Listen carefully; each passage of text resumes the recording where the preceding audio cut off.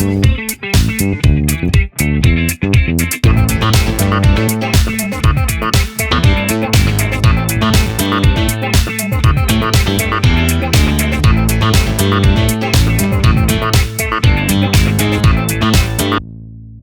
bem-vindo a mais uma entrevista do Sharp Spring Week.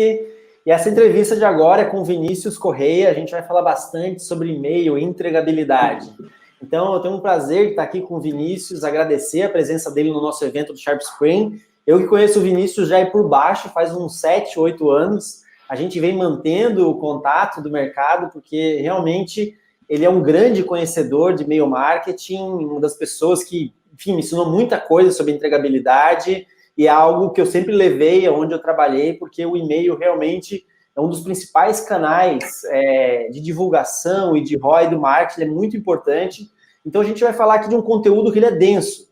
Até você que está acompanhando o Sharp Spring Week sabe, a gente está falando muito de dados, futuro, ecossistema e vários temas realmente legais que nos inspiram. E quando a gente fala em e-mail marketing e entregabilidade, eu posso dizer para vocês que esse é um conteúdo que ele é mais técnico, mas ao mesmo tempo ele é muito importante. Quem trabalha com e-mail marketing sabe o quanto é importante. E a gente fala de vários canais, fala agora do WhatsApp Marketing, SMS, esse multicanal, só que o e-mail continua sendo uma ferramenta muito importante para todos os negócios. Em vários cenários, a gente pode até desmiuçar em B2C, B2B, e o Vinícius é um dos grandes especialistas do Brasil sobre isso, eu acompanho o trabalho dele realmente, e a gente tem que aproveitar esse conteúdo. Então, se você quiser ser um heavy user, entender muito sobre o que é o e-mail marketing, o que é a entregabilidade, como eu gero resultado, a gente vai conversar aqui com um dos principais especialistas do país.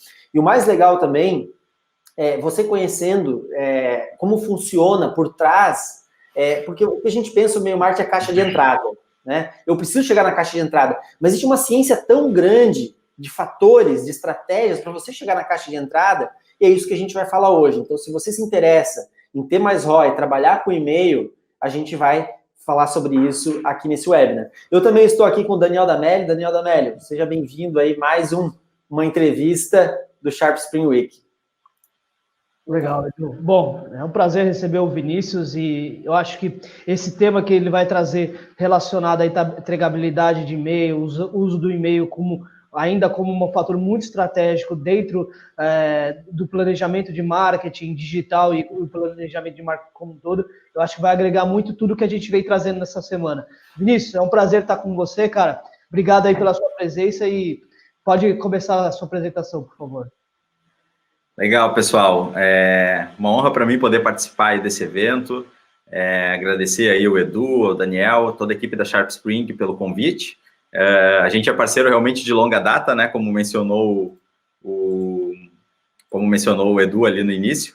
Então, eu me sinto realmente muito, muito feliz em poder participar e falar um pouco sobre esse assunto que é tão... hoje em dia, a gente pode dizer que ele ainda é controverso, ele ainda é de difícil compreensão para a maioria das pessoas, né? Mas é um assunto muito relevante para quem quer fazer e-mail marketing de alta performance. Então, só complementando ali o que o Eduardo falou, eu sou o Vinícius Correia, fundador aqui da MailBiz. Nós somos uma empresa especializada em e-mail marketing para e-commerce. Então, nosso maior foco aqui é não apenas oferecer tecnologia de e-mail, mas também consultorias especializadas em conversão, em aumento de vendas e aumento de ROI. Então, a gente está à frente aí do mercado brasileiro de e-commerce já há 7 anos, né, trabalhando forte aí com o e-commerce brasileiro, e aprendemos muita coisa nessa jornada, né, pessoal? A gente está sempre aprendendo, as tecnologias mudam, os provedores mudam, então não é nada muito estático, né? E então a gente tem que estar se reinventando, tem que estar entendendo tudo que está em jogo. E o e-mail, como o Edu falou, é um canal que continua sendo muito poderoso para qualquer negócio, seja um e-commerce ou um outro negócio que não venda pela internet. O e-mail é um canal muito poderoso e que tem muito ainda a agregar aí nos resultados de qualquer tipo de negócio aqui no Brasil. Então, vamos direto ao ponto, vamos falar de entregabilidade. Eu vou procurar ser o mais simples possível, porque é um assunto que tem muito termo técnico, é um assunto que tem muita sigla, muita palavra em inglês. Eu vou tentar falar de uma maneira fácil de entender e vou procurar passar dicas práticas aí para você cuidar na hora de desenvolver a entregabilidade. Está aparecendo aí a minha tela, pessoal, pode confirmar aí, Edu, como é que tá? Tá perfeito, Vinícius, estamos vendo. Então tá bom, vamos lá. Então, vamos lá, pessoal, nós vamos falar sobre entregabilidade, então hoje o foco é falar de, quando a gente envia e-mail, né, evitar a pasta spam. Todo mundo que trabalha com e-mail marketing, em algum momento se deparou com esse problema, deve ter ficado se perguntando, né, mas por que meus e-mails caem no spam? Por que no provedor X cai na caixa de entrada, no provedor Y cai no spam? Por que eu não consigo melhorar isso? Por que o provedor está julgando que o meu e-mail é spam? Esse é um tema que todo mundo, todo profissional de marketing certamente já passou por esses questionamentos. Então, como eu falei antes ali, eu sou fundador aqui da MailBiz, nós estamos no mercado aí já há 7 anos, desde 2012, sou administrador de empresas e sou um cara aqui bem viciado em marketing, em números, em dados, em empreendedorismo e também em música. São algumas aí das minhas paixões. Então, vamos lá, pessoal, falando aí em entregabilidade. Qual é o conceito, né, de entregabilidade? Entregabilidade é a capacidade de entregar e-mail marketing na caixa de entrada. Então, esse é o conceito central. Quando a gente fala em entregabilidade, nos referimos ao e-mail cair na caixa de entrada. Botei uma observação aqui, não é taxa de entrega. Muitas pessoas se confundem e acham que a taxa de entrega, que normalmente aparece lá na ferramenta de e-mail marketing, 99,9%, 99,5%, 99,7%, aquilo ali é a taxa de entrega, que nada mais é do que os e-mails que foram aceitos pelos provedores de destino, né? Então, é o total enviado menos os que foram rejeitados, tá? Então, taxa de entrega não é entregabilidade, são duas coisas diferentes. Então, como eu falei antes, vamos falar de um dos maiores desafios aí do mundo do e-mail marketing, e eu gostaria já de começar deixando bem claro para quem trabalha com isso, quem quer evoluir, quem quer entregar mais e-mail na caixa de entrada, que a gente tem que seguir algumas boas práticas, principalmente do lado do remetente, tá? Então, esse é um primeiro paradigma que a gente tem que quebrar, né, que muitas vezes as pessoas dizem que, basta eu trocar a ferramenta, né, se caiu no spam é porque a minha ferramenta é ruim, e aí elas acham que basta trocar o sistema que tudo vai se resolver, vai cair 100% na caixa de entrada e tá tudo certo. Então, esse é o primeiro ponto que eu quero trazer. Normalmente, não é essa a solução. Normalmente, o maior poder para desenvolver entregabilidade está nas mãos do remetente, ou seja, as práticas de quem envia, de você, do seu domínio, da sua lista e de tudo que você pode fazer com a sua lista. Claro que a ferramenta também tem um peso, também tem uma responsabilidade, também tem procedimentos a serem seguidos, então a ferramenta também tem peso nessa equação, mas o remetente, as práticas do remetente, elas são mais importantes para a gente desenvolver uma boa entregabilidade, beleza? Então, eu deixei aqui um memezinho, né, que normalmente a gente fala em entregabilidade, é exatamente isso, né? Ué, cadê o meu e-mail que não chegou na caixa de entrada? Vamos falar um pouco, então, o que acontece hoje aí no cenário de e-mail marketing do Brasil, especialmente falando de bases B2C, né, pessoal? Claro que, como aqui na MailBiz o nosso dia a dia é e-mail para e-commerce, a gente foca muito em entender comportamento de base B2C e comportamento de base B2B. Eu vou falar primeiro de base B2C, ou seja, empresas que vendem para consumidor final, pessoa física. Nas bases B2C, a gente tem uma grande concentração de e-mails do Gmail, que hoje já é o maior provedor do mundo, o Hotmail e o Yahoo, né? Agora não é mais Hotmail, é Outlook, né? Se a gente vai criar uma conta lá, é sempre outlook.com. Então, assim, esses são os 3 maiores provedores do mundo. Hoje, eles concentram aqui no Brasil cerca de 85% das bases B2C. Então, 85% dos e-mails de uma base B2C está nesses 3 provedores. Tá? Então, a gente tem que entender primeiro, antes de tudo, como que esses 3 funcionam. Então, pessoal, o que manda para esses provedores definirem se um e-mail é spam ou não? Basicamente, eles estão avaliando o tempo todo a reputação de quem está enviando e-mail. E aí, a reputação se divide em 2 aspectos, IP e domínio. IP, responsabilidade da sua ferramenta de e-mail marketing. Domínio é o seu domínio que vai lá no remetente, né? Depois do arroba lá no seu endereço de remetente. Então, quais são as métricas avaliadas pelos provedores para dizer se a sua reputação é boa ou é ruim? Então, recapitulando, o que é reputação? Reputação é como o provedor enxerga o remetente. Então, imagina que é como se fosse uma nota de 1 a 10. Ele vai pontuar a sua reputação com base nas métricas que ele avalia dos seus envios. Então, imagine que todo envio que você faz, a cada minuto, a cada segundo, os provedores têm algoritmos estão interpretando as interações dos usuários deles com seus e-mails. Tá? A partir disso, ele estabelece uma reputação atrelada ao seu domínio e uma reputação atrelada ao IP da ferramenta de e-mail marketing que disparou aquele e-mail. Ok? Então, vamos lá. O que os provedores medem, né? Agora, essa é a grande dúvida. Você deve estar se perguntando, tá, mas por que, então, o que está em jogo para essa reputação ser maior ou menor? Relembrando, quando a reputação é alta, você consegue entregar mais e-mails na caixa de entrada. Quando a reputação é baixa, você entrega mais e-mails no spam. Então, é isso que está por trás. Quando você percebe que tem muito e-mail caindo no spam, tem algum problema de reputação. É isso que manda hoje nesses 3 provedores, nos algoritmos deles. Então, vamos lá. O que a gente tem que avaliar nas métricas que dependem do remetente?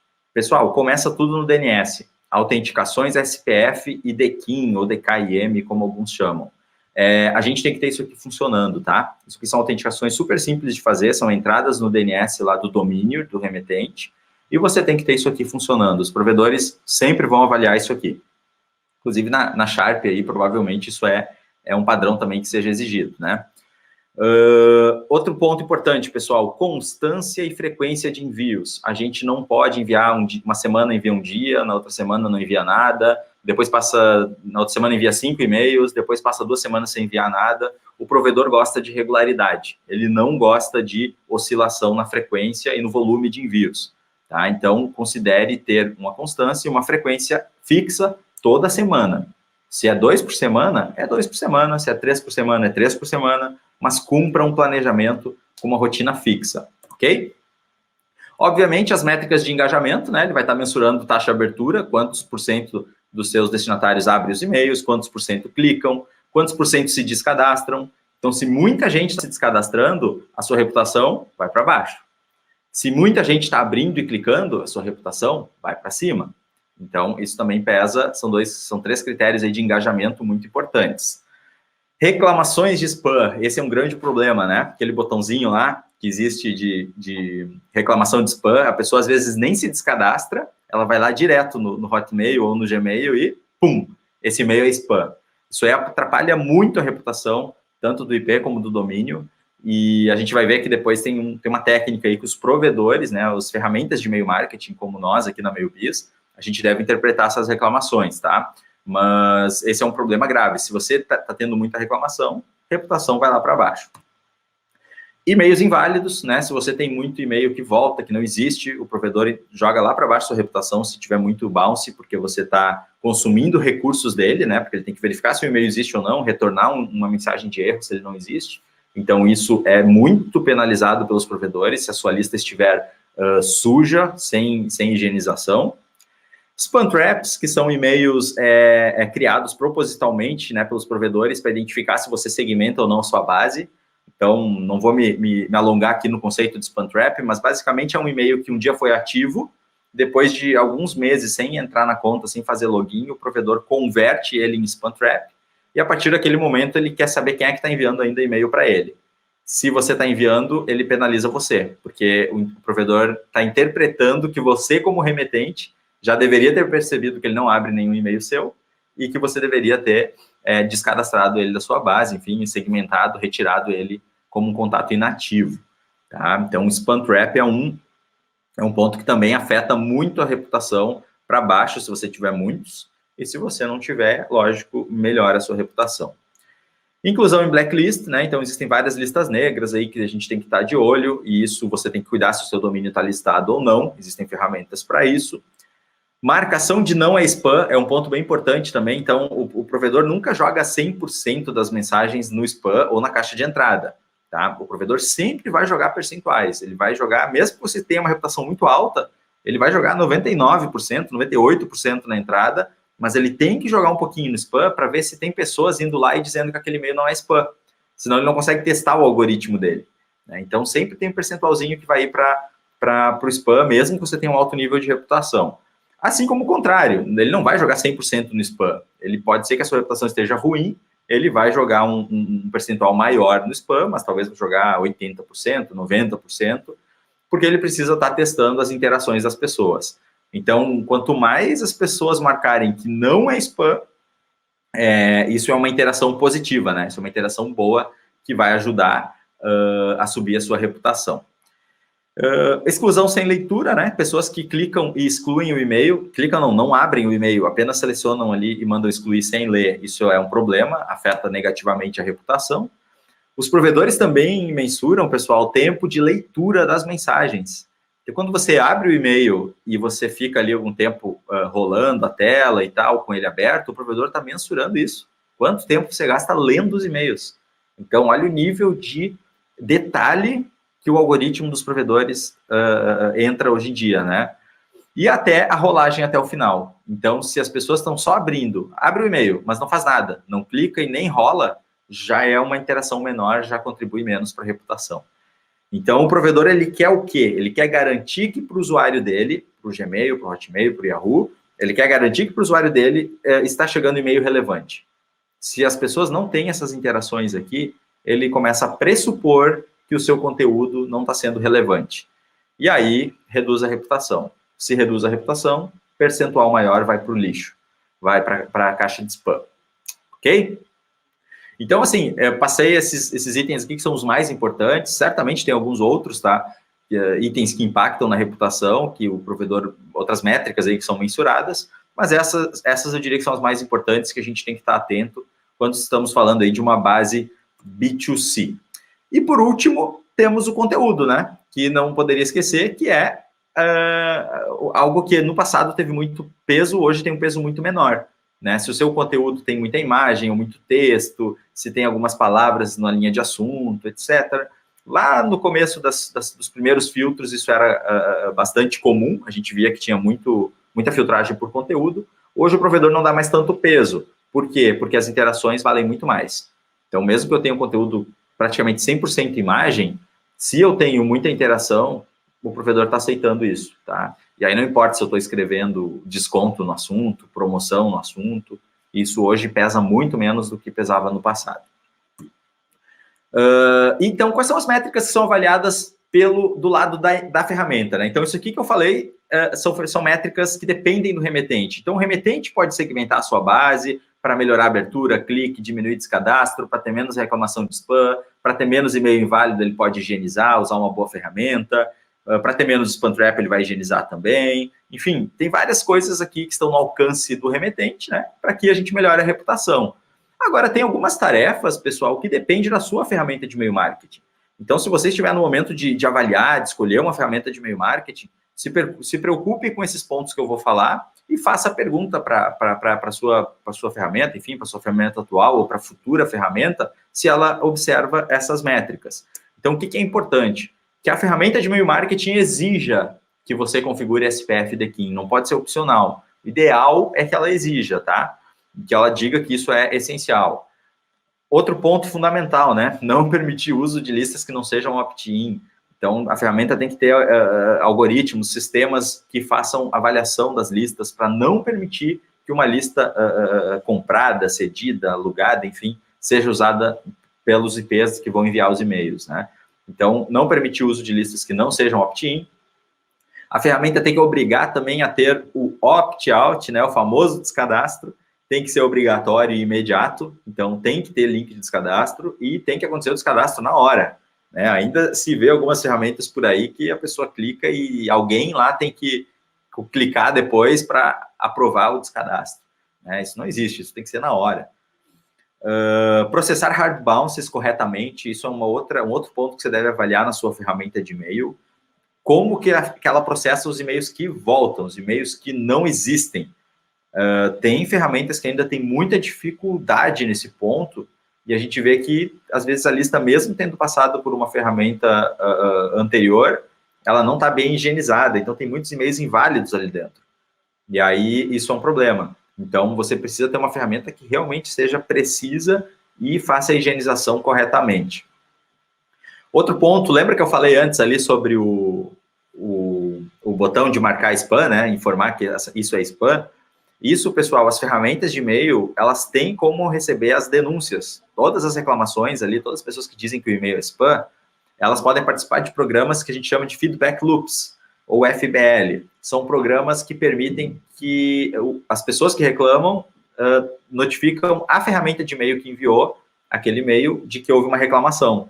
e a partir dali ela deve proceder com algumas ações. A primeira é descadastrar, né? Efetuar o opt-out da pessoa que reclamou. Mas não é só isso. Ela pode informar e até agir proativamente com o remetente, informando que, olha, você está tendo muita reclamação. O nosso programa de feedback loop está sinalizando que o seu nível de reclamação está acima do aceitável. Então, a sua ferramenta de e-mail tem que participar de feedback loop, especialmente, né, do Gmail, do Hotmail e do Yahoo, que aí a gente está cobrindo a maior parte das bases B2C. Ok? E o último item aqui seria a monitoração de blacklists, né? Então, blacklist, assim como pode ter o seu domínio listado em alguma blacklist, pode ter IPs, né? Servidores que entregam os e-mails do seu ESP. Então, ele tem que estar atento às blacklists e, se houver algum problema, fazer o delist, né? Pedir a remoção da blacklist e agir na raiz para descobrir o que causou aquele bloqueio e aí tentar resolver junto ao cliente, enfim, a quem gerou aquele bloqueio. Por último, eu sempre digo esse ponto, que aí aqui é onde a maioria das ferramentas peca, é a avaliação do nível de engajamento dos clientes. Então, se a gente vê que tem, por exemplo, aqui na MailBiz, a gente tem um processo que roda, que nos notifica o nível de engajamento que está havendo entre o nosso cliente e a base dele, né? Então, se a gente vê que o nível de engajamento está muito baixo, a taxa de abertura está horrível, a taxa de clique está muito baixa, está dando muita reclamação de spam, a gente tem que intervir. Então, é importante que a ferramenta de e-mail marketing consiga fazer uma intervenção, talvez forçar uma segmentação na base, né, conversando com o cliente, logicamente, explicar o que está acontecendo, e aí sugerir uma segmentação naquela base para que o cliente possa seguir enviando. Então, tem algumas ações que vão depender aí de um nível humano, né? Vai entrar uma necessidade de alguém conversar com o cliente e alertar se o nível de engajamento ficar muito baixo, ok? Então, pessoal, isso é B2C, tá? Que a gente estava falando aqui, bases de negócios falando com o consumidor final, e eu queria só fazer um comparativo aqui com base B2B. Talvez uma parte da nossa audiência venda para empresas, como inclusive nós aqui na MailBiz. A gente tem que entender que quando a gente fala de base B2B, muda um pouquinho o cenário. Porque no B2B, as empresas estão usando tecnologia, provedor, que normalmente, né, não é Hotmail, Gmail e Yahoo. Por mais que exista o Gmail para empresas, existe lá o Office 365, né, da Microsoft, a maior parte ainda não usa esses provedores. Então, o critério não é reputação para segmentar, para filtrar se a mensagem caiu no spam ou não. Aí, nesses casos, se você tem uma base B2B, onde os domínios ali dos destinatários, a maioria é outros além do Hotmail, Gmail e Yahoo, aí você tem que estar atento a um outro ponto que ainda pesa bastante, especialmente aqui no Brasil, que é o conteúdo. Então, por exemplo, tem provedores brasileiros que ainda não tem nenhum algoritmo inteligente de filtragem. Então, eles entram apenas no detalhe de conteúdo. Se o e-mail tem muita imagem, é spam. Né? Então, esse é um critério extremamente errado, totalmente errado, extremamente burro, né? Não tem lógica a gente julgar a mensagem simplesmente pelo seu conteúdo. Então, contudo, isso acontece. Então, se você tem uma base B2B, esteja atento ao conteúdo. E aí eu sempre digo que você deve cuidar algumas coisas. Por exemplo, o HTML, a qualidade do seu HTML, a proporção que você tem de imagem e texto. Aí sim vai valer muito a pena você trabalhar mais texto do que imagem. Tenta ter uma proporção ali de pelo menos 60%, 70% ser texto. Isso vai pesar bastante se você entrega para domínios diversos, né, domínios corporativos. O SPF e o DKIM, os provedores corporativos todos exigem também, então você tem que ter isso funcionando. Blacklists todos consultam, então você tem que ver se o seu domínio está em alguma blacklist ou não, né, e agir se tiver. Reclamações de spam, normalmente eles têm, né, uma metodologia interna lá, uma contabilização das reclamações de spam, então esteja atento a isso. E a sua lista também, a questão da higienização, né, que ela não tenha muitos e-mails inválidos, isso também vai ser avaliado pelos provedores. Ok? Bom, pessoal, essa é a parte um pouco mais densa, né, que eu falei que é mais técnica, procurei passar por ela um pouco mais, sem entrar muito em detalhes, sem falar nenhum termo muito técnico aí, mas isso basicamente é o que está em jogo quando a gente fala em entregar para uma base B2C ou entregar para uma base B2B. Agora tem a boa e velha pergunta, né? IPs compartilhados versus IPs dedicados. tem muitas pessoas que acham que só vai entregar bem, só vai atingir caixa de entrada se tiver IP dedicado. E aí, será que isso é verdade? Bom, eu vou dizer com base na minha experiência aqui na MeioBiz, já com vários negócios aí que nós atendemos. Só vale você ter IPs dedicados se você tiver as melhores práticas possíveis e você higienizar muito bem e segmentar muito bem a sua base. Por quê? Porque se você simplesmente tiver IP dedicado e não tiver boas práticas de captação de lista, de segmentação, de automações, se você não tiver uma estratégia muito eficaz por trás, você vai ganhar apenas IPs dedicados de baixa reputação. Tá? Então, não vai resolver o seu problema. Por isso, eu sempre digo assim, aqui na MeioBiz, normalmente somos nós que indicamos o momento do cliente ir para um IP dedicado.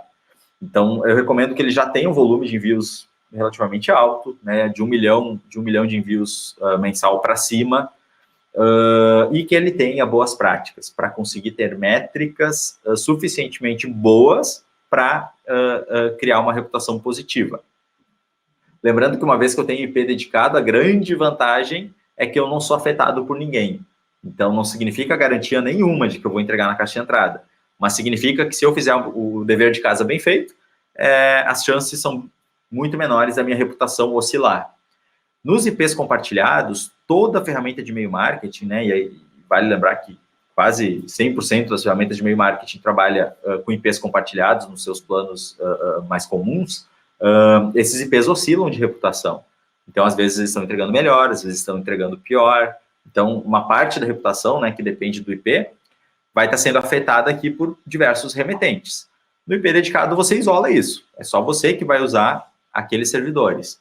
Então, é legal ter IP dedicado, sim, mas é legal para empresas que já têm um bom grau de maturidade, que já têm um bom volume de envios, uma boa frequência. Também não adianta fazer IP dedicado se você envia 2 e-mails por mês, 2 campanhas por mês, não adianta. Tem que ter frequência, no mínimo 3 por semana, e você tem que ter essas boas práticas todas que eu falei antes, ok? Bom, Edu, vou seguir um pouquinho mais aqui só falando das ferramentas de monitoração, né? Que eu acho que isso é super importante. Hoje em dia as pessoas dizem, tá, beleza, entendi, são esses os critérios, são essas as regras do jogo, mas como que eu vou enxergar se eu estou fazendo um bom trabalho, né? Como que eu vou entender se a minha marca, se o meu domínio está tendo boa reputação ou não? Então, a primeira ferramenta, pessoal, que eu indico para todos os remetentes, para todo mundo que envia e-mail marketing, é o Postmaster Tools, tá? Que é uma ferramenta do Google, do Gmail, que nos permite entender como que o Gmail, lembra que eu falei lá do Gmail, né, o maior provedor do mundo, como que o Gmail está interpretando o remetente. Então, ele traz para nós algumas métricas, que são essas aqui, ó, taxa de spam, reputação de IP, reputação do domínio, feedback loop, autenticação, que é a parte de DNS, criptografia e erros de entrega. Então, todo mundo pode se cadastrar no Postmaster Tools, só tem que criar uma entrada no DNS lá para o Google confirmar, né, que você é você mesmo, que você é dono do domínio. Depois você faz aquela entrada no DNS e você tem acesso a isso, a esses dados, a esses gráficos. Aqui na MeioBiz, nós deixamos isso como obrigatório. Então, todo cliente que entra aqui com a gente solicita, né, no processo de onboarding, de treinamento, que seja feita essa configuração, porque nós, por aqui, monitoramos a reputação dos nossos clientes, tá? Então, é super importante que você tente entender, né? Vamos lá, que nível eu estou hoje? Como é que está a minha reputação? Como é que o Gmail está me vendo?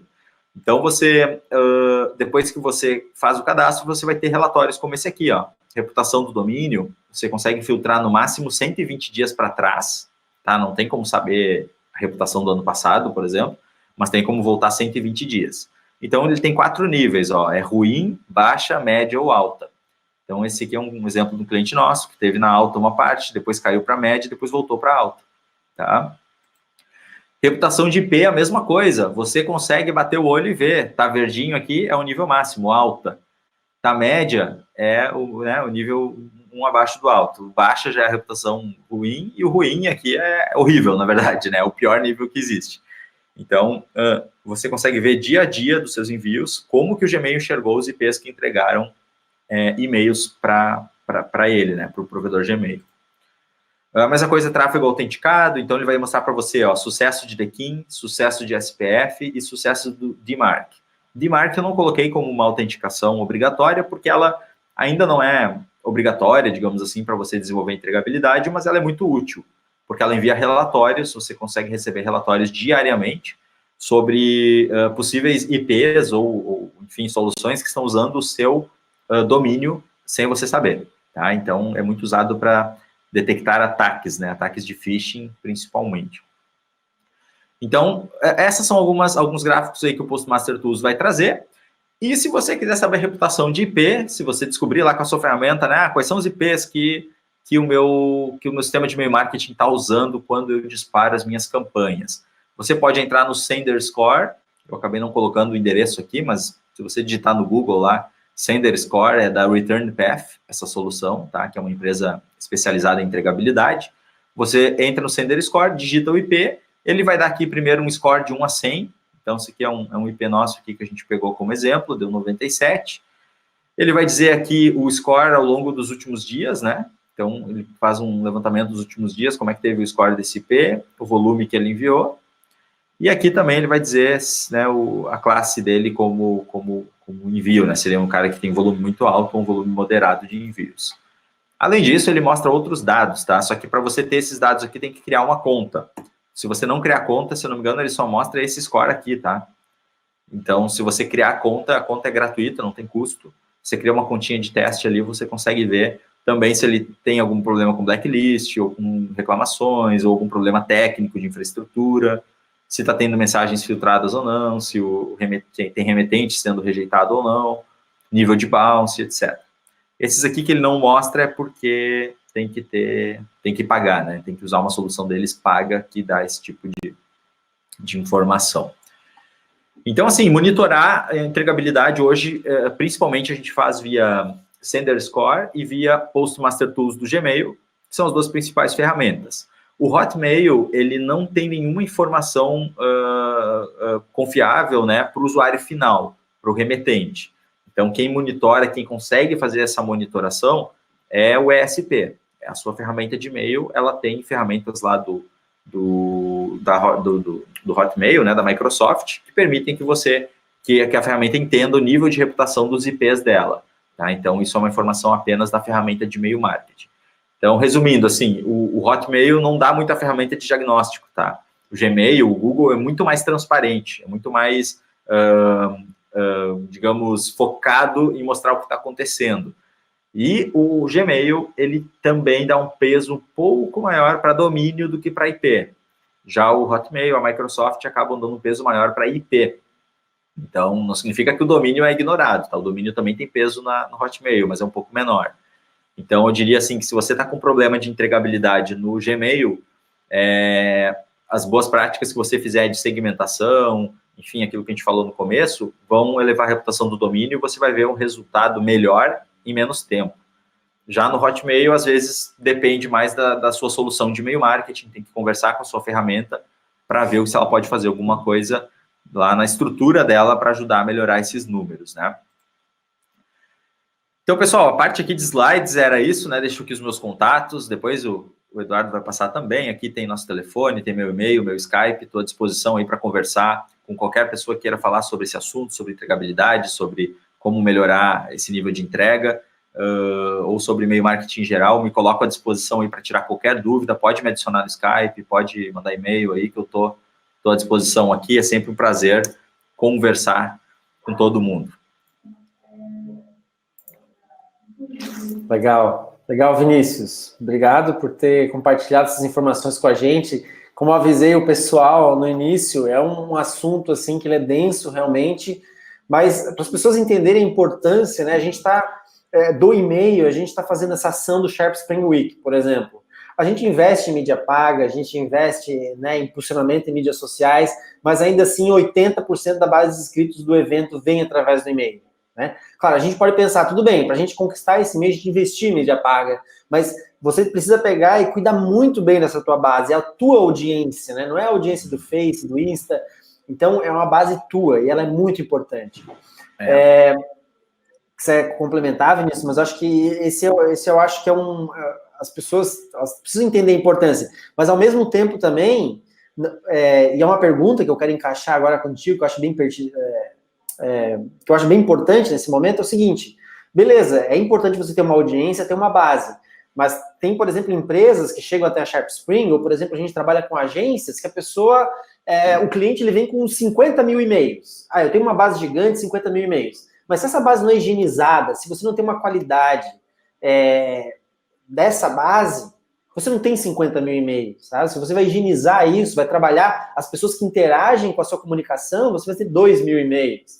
Então, não não é a quantidade, mas a qualidade que você tem da base.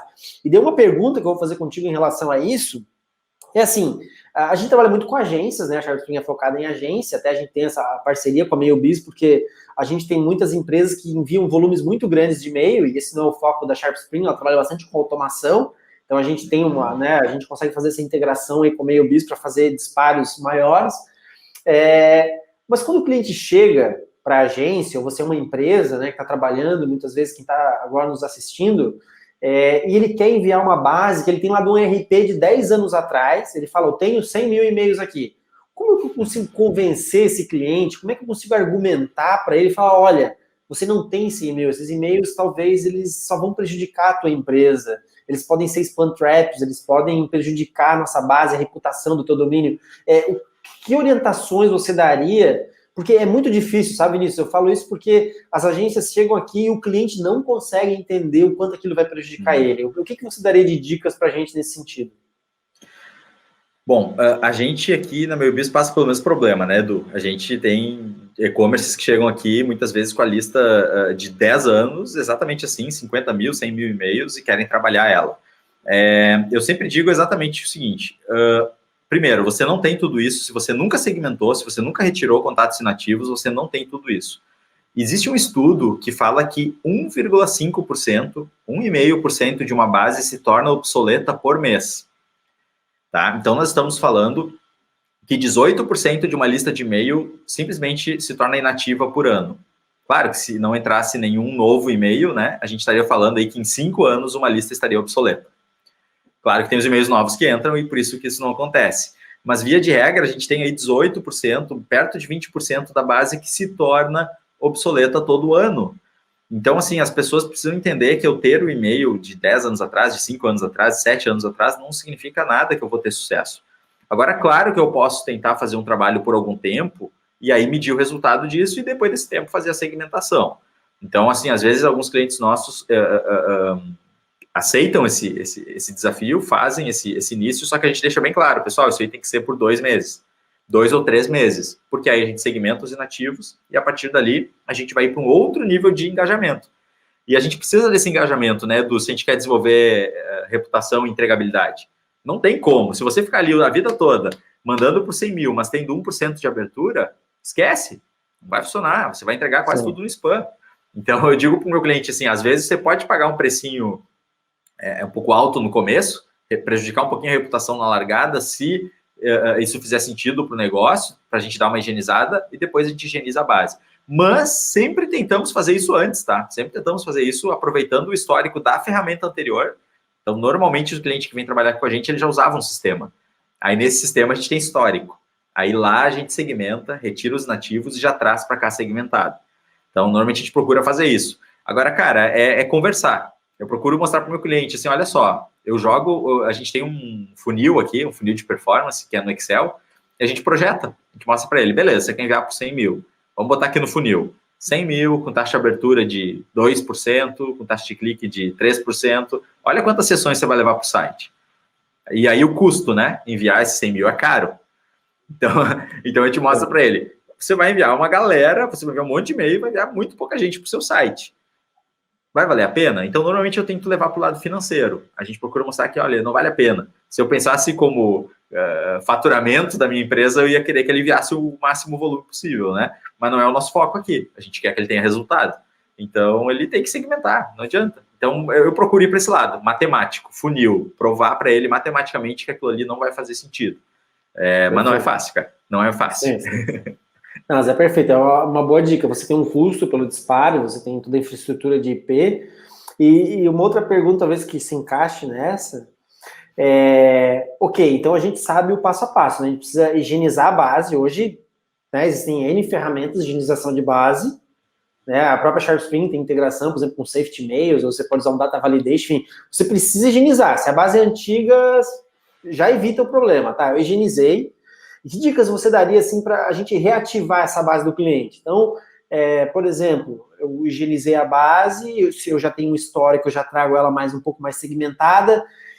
Você faz algum e-mail assim de reativação, mas um e-mail assim que gere uma curiosidade maior, talvez para gerar o primeiro clique, ou então algum e-mail de pesquisa para a pessoa clicar se ela ainda está querendo receber aquele e-mail. Quais são as boas práticas nesse sentido para reativar uma base antiga, depois de higienizada, claro? Tá, a base inativa, né? Quem a gente vai tentar reengajar, a gente tem sim que ter uma estratégia. Eu nunca recomendo que o cliente ignore totalmente, tá? Então, principalmente se for muitos contatos, né, Edu? Imagina que você pode ter lá de 100 mil, você tem 20 mil ativos e a gente está falando de 80 mil inativos. Se esses 80 mil um dia compraram no e-commerce, por exemplo, cara, eles têm que ser trabalhados com uma estratégia de reengajamento. O que eu recomendo, cara? Fazer um fluxo de reengajamento, onde vão ter alguns dias fixos no mês, onde a gente vai estar tentando trabalhar essa base, e trabalhar entre 3 meses e 6 meses uma tentativa de reengajamento. Tá? Pode ser um envio mensal, ou no máximo um a cada 15 dias, com uma abordagem mais humana, mais calorosa, né? Do tipo, olha, faz tempo que você não aparece, faz tempo que não vemos você por aqui, enfim, tem uns minutinhos para gente? Fazer umas perguntas assim, ser mais humano no assunto, na linha de assunto, e a partir do momento que a pessoa abre o e-mail, ali no e-mail também a gente fazer um e-mail mais baseado em texto, e aí perguntar, ou você faz pesquisa ou você oferece alguma coisa. No mundo do e-commerce não adianta, né, cara, desconto funciona muito bem, então oferecer cupom é o que mais reengaja, assim. Às vezes a pessoa estava lá um tempão sem abrir e-mail e ela está no momento de compra, ela pode acabar fazendo o pedido e voltar a interagir através do cupom. Então, eu diria que para e-commerce tentar oferecer uma vantagem. Se não é e-commerce, entregar algum conteúdo, tentar entender quem é aquela pessoa, né? O que ela já comprou, o que ela já consumiu, que materiais ela já baixou, tentar entregar alguma coisa relacionada, mas ao mesmo tempo dizer que está sentindo a falta. Agora, depois aí de 6 meses tentando reengajar, não conseguiu, já enviou, sei lá, nesse período aí 10, 12 e-mails e não reengajou, aí talvez seja o momento de deixar separado. E pode tentar eventualmente, daí a cada 3 meses, a cada 6 meses, enviar um e-mail. Dá para tentar também de tempos em tempos, mas não precisa ser aquela coisa de ficar todo mês tentando, né? Chega uma hora que a gente tem que parar com esse procedimento. Mas funciona, cara. A abertura é baixa, mas uma parte sempre reengaja. Então tem que ter um procedimento rodando. Legal. E em relação a isso também, a gente, se você tem uma base muito grande também, além de segmentar, faz pequenas entregas, né? Não vai colocar uma base muito grande para fazer um teste, mas separa ela em várias bases menores, vai fatiando ela, destrinchando ela. Isso ajuda também a não prejudicar o IP com os indicadores, por exemplo, muito hard bounce ou isso. E aí o ponto que eu ia falar também, o que eu acabei esquecendo de comentar antes. Nesse reengajamento, usar um domínio diferente, usa um domínio diferente de remetente. Não? Então, por exemplo, a minha loja lá é xyz.com.br. Cria um xyz.net, por exemplo, um domínio semelhante. Usa um outro domínio, porque você não pode afetar com o reengajamento o seu domínio principal. Né? Então, usa um outro domínio e usa outros IPs. Aí entra um outro ponto que você tem que conversar com a sua ferramenta de e-mail marketing. Então, a gente sempre faz aqui na MailBiz reengajamento isolado. Muda domínio e muda IP. Tá? Então, esse é um ponto importante. Se você faz essa estratégia, Edu, não precisa tanto picar a base, sabe? Não precisa fazer tão devagar. Dá para fazer um volume maior, porque você está usando um outro domínio e um outro IP. Legal. Bom, gente, a gente está chegando no final, agora a gente vai para um quadro que o Damélio vai seguir com a gente, que é o Jogo Rápido, para a gente entender um pouquinho mais também aí sobre o Vinícius. São umas perguntas bem legais, então, Damélio, vamos lá para o nosso quadro. Legal, Edu. Bom, até agora a gente falou de e-mail, a gente falou de assuntos mais técnicos, assuntos mais estratégicos relacionados ao dia a dia. Agora a gente queria falar um pouquinho, filosofar um pouquinho mais, tá, Vinícius? Agora a gente Beleza. Você abrir um pouquinho o coração para a gente empolgar um pouquinho a audiência. Tá bom. Legal, vamos lá, vamos para o jogo rápido, são perguntas e respostas rápidas. Bom, vamos para a primeira. Até hoje, Vinícius, qual foi o maior paradigma que você teve de quebrar internamente? Cara, eu acho que o maior paradigma que eu tive de quebrar foi que errar é bom. Errar é bom para a evolução. Eu acredito que se a gente não não erra, a gente não evolui.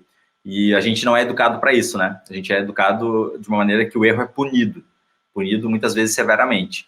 Então, esse foi, acho que, o maior paradigma, assim, errar é bom, a gente tem que passar por isso, porque é uma das melhores formas da gente evoluir. Então, já dá um gancho para a próxima pergunta. Então, qual foi o maior erro que você cometeu na sua carreira? O maior erro que eu cometi na minha carreira? Cara, eu acho que foi deixar de assumir riscos por medo de errar. Eu tenho um pouco disso na minha personalidade, de ser bastante exigente, autoexigente, me cobro demais. Então, teve uma época que eu evitava alguns riscos porque eu não queria errar. Então, acho que esse foi o meu maior erro aí. Legal, legal. Bom, então, por outro lado, qual foi a sua maior vitória profissional? Minha maior vitória profissional, cara, eu acho que foi construir a MeioBiz, começar a MeioBiz, né? E construir o time. Construir o nosso time aqui da MeioBiz. E aí, com isso, conseguir entregar algo muito relevante para o varejo brasileiro, né? Eu quis muito conseguir começar esse negócio, foi muito difícil, comecei sozinho. E eu acho que esse foi a minha maior conquista até hoje, assim, conseguir construir o time, porque é o time que faz a empresa crescer, e a partir daí entregar algo que hoje a gente sabe que tem ajudado aí muitos negócios no Brasil. Show de bola. Bom, agora a gente queria saber qual é a empresa que foi ou é o seu maior benchmark até hoje. Cara, tem várias empresas que eu admiro, mas eu diria que é a Apple. Eu acho que a Apple é uma empresa...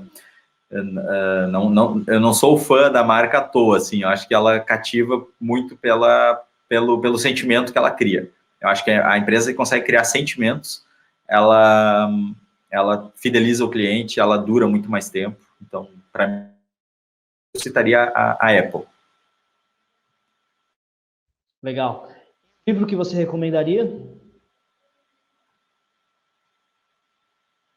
Alô?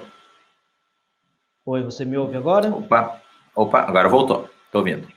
E o livro que você recomendaria, Vinícius? Cara, livros, nossa, eu adoro ler, eu tenho esse hábito já há muitos anos. Tem um livro que eu li recentemente que eu achei sensacional, que se chama O Lado Difícil das Situações Difíceis. Esse livro foi escrito pelo Ben Horowitz, né, é um cara empreendedor, enfim, que nos Estados Unidos, lá no Vale do Silício, e ele conta um pouco sobre qual é a vida do empreendedor, qual é a jornada do empreendedor. Então ele fala de coisas que ninguém fala nos livros, aquela parte chata, aquela parte difícil, né? Como demitir um amigo, como tratar com a sua família num momento de estresse no negócio, que você não dorme direito. Então ele entra nos detalhes assim de dia a dia do dono do negócio, que eu achei demais, assim. Então esse livro é muito legal, O Lado Difícil das Situações Difíceis. Show de bola, legal. Bom, e agora seguindo para a gente acabou de colocar o nome aí do livro, se o pessoal puder pesquisar, é uma recomendação aí do Vinícius. Chegando à última pergunta, Vinícius, o que a vida te ensinou que nenhuma escola leciona, cara? Bom, essa aí é ampla. Cara, eu diria que o que a vida me ensinou e que realmente a escola não ensina, talvez nem, enfim, muitas vezes as próprias famílias, é que a gente pode ser o que a gente quiser ser.